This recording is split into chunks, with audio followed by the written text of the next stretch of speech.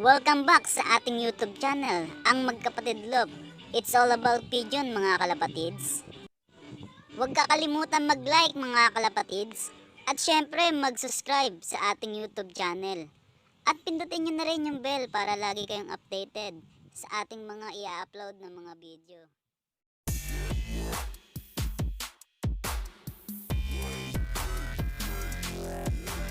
Ang unang-unang gamot na ipapakita natin ay ang Salmostop. Ito ang gamot natin na maaaring gamitin sa sakit na salmonella ng mga ibon natin.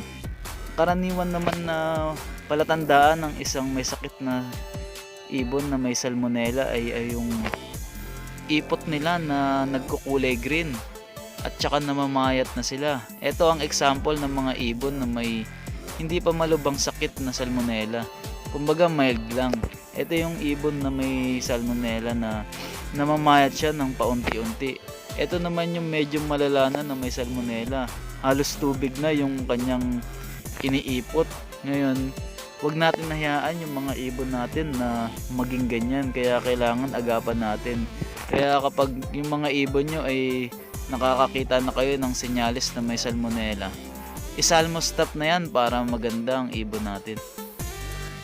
Ang pangalawa naman ay ang Doxy Plus. Ito ang karaniwan na ginagamit namin na pamflashing sa mga ibon natin. Once na nagkakarera tayo o kaya naman pag nagbe-breed tayo. Pag nag-breed tayo, para maganda-ganda yung ilabas nilang similya. Ngayon kapag sa race naman maganda-ganda naman yung pagdating nila tsaka malinis yung katawan nila bago sila ikarga ng training o kaya ng derby.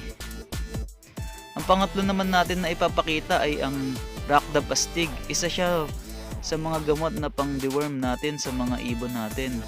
Isa yan sa mabisa na pagtanggal ng mga bulate ng mga kalapati natin.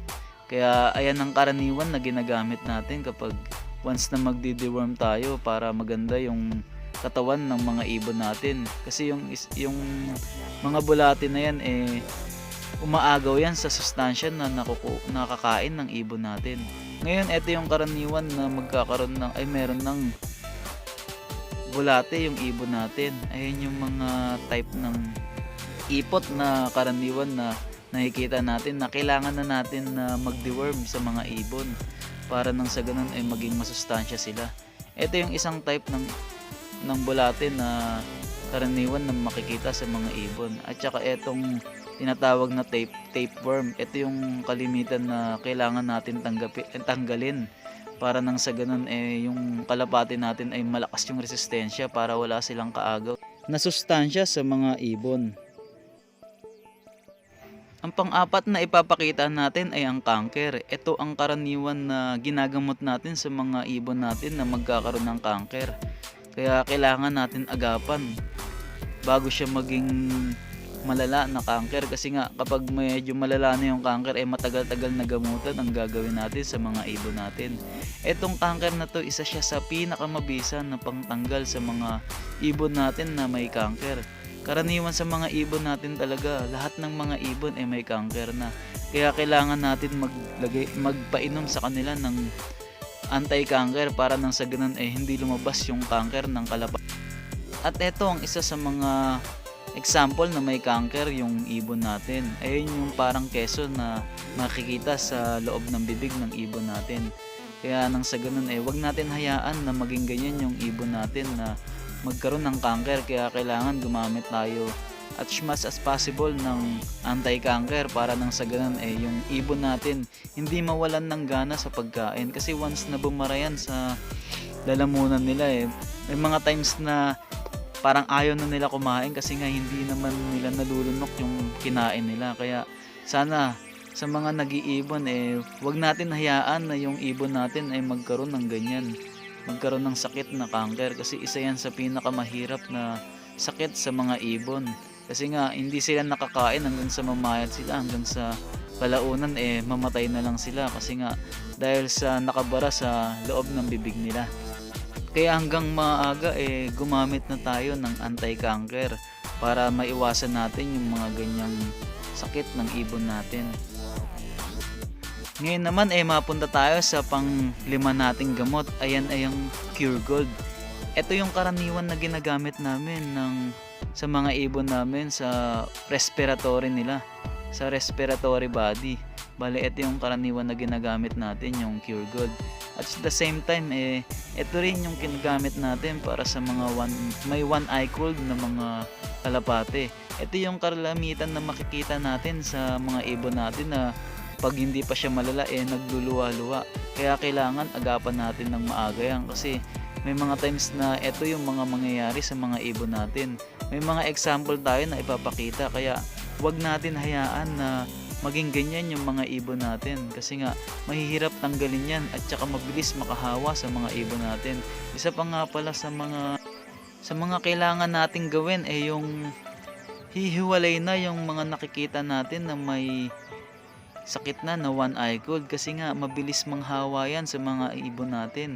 Once na nagawa-hawa yan mahihirapan na tayong magamot at mas malaki yung magagastos natin sa pagpapagamot ng mga ibon natin dahil sa one eye cold na yan na nagawa-hawa.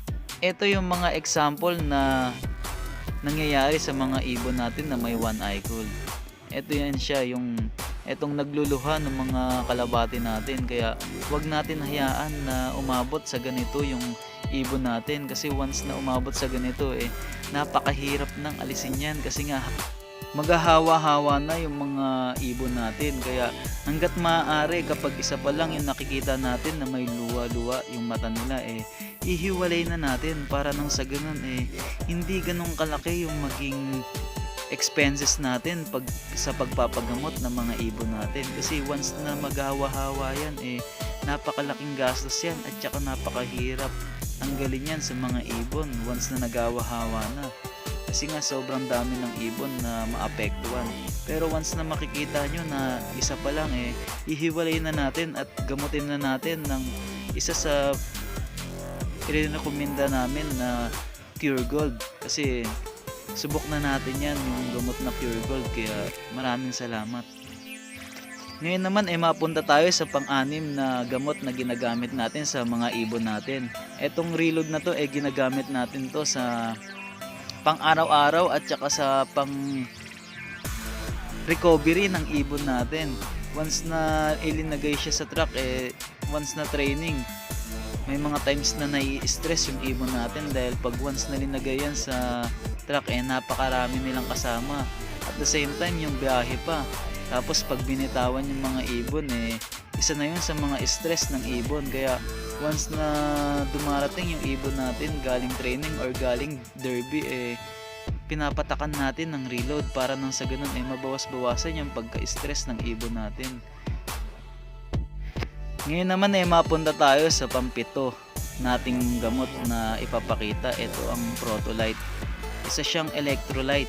Ito yung karaniwan na ginagamit natin na pangsalubong sa ibon natin once na dumating siya galing training or galing race. Kasi isa to sa pinakamabisa na anti-stress para sa mga ibon. Once na nakainom sila nare-recover agad yung pagka-stress nila at saka yung pagod nila sa paglipad nila. Kasi medyo mahaba-haba yung paglipad nila. Kaya ito yung karaniwan na isinasalubong namin sa mga ibon. Nga pala, ang pagtimpla nito ay hinahalo lang sa tubig. Para nang sa ganun pagkainom ng ibon pumasok agad sa katawan nila at mabawas-bawasan yung stress na nangyari sa kanila.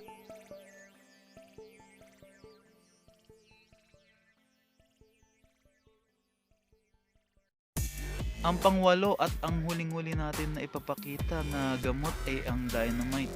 Ito ay isang shampoo ng ibon. Bali, hinahalo siya sa tubig para nang sa ganun mamatay yung mga kuto ng mga ibon natin. Kasi once na may kuto yung ibon natin maagaw din yan ng sustansya sa mga ibon natin. Kaya once na during race o kaya kapag mga breeding session kalimitan na ginagamit na natin to para nang sa ganun yung mga hanip or mga kuto ng ibon natin mamatay. Kasi nga napaka importante na yung ibon natin pinapaliguan natin at the same time tinatanggal natin yung mga kuto na nakakapit sa mga balahibo nila. lalo yung mga maliliit na kuto kung tawagin ay hanip, kailangan maialis natin sa mga ibon natin yan kasi nakakakuha yan ng sustansya sa ibon natin. Hanggang dito na lang mga kalapatid, sana marami kayong natutunan sa mga ipinakita nating gamot ng mga ibon natin, para nang sa ganun ay maiwasan natin yung mga sakit at saka malaman natin kung ano yung mga dapat natin ibigay sa mga ibon natin. Kung may mga natutunan kayo sa mga gamot na ipinakita natin, lalong lalo na sa mga newbie na katulad ko, mag-like na kayo and then mag-subscribe. Tapos pindutin nyo na rin yung bell button para lagi kayong updated sa mga i-upload natin mga videos sa channel natin. Tell me pretty lies, look me in the face, tell me that you love me.